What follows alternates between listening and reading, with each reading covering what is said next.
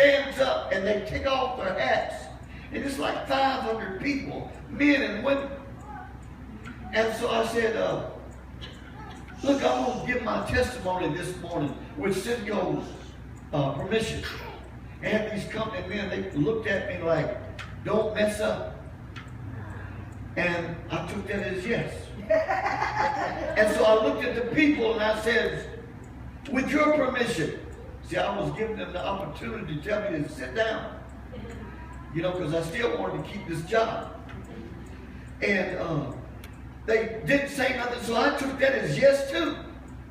And so I said, in 1974, I was arrested for first-degree murder. I was facing an electric chair. They broke it down to second-degree murder and gave me natural life. I spent 28 years in prison. I received the baptism of the Holy Ghost with the evidence of speaking in tongues. The governor commuted my time, and I was released in 2001. And I'm out now. That was quick in a hurry. They said, give just a prayer and short and hurry. And I said, we're going to pray also this morning, like we always pray. And I says, you all stand up and you take off your hats and you bow your head. And I perceive that you're all Christians.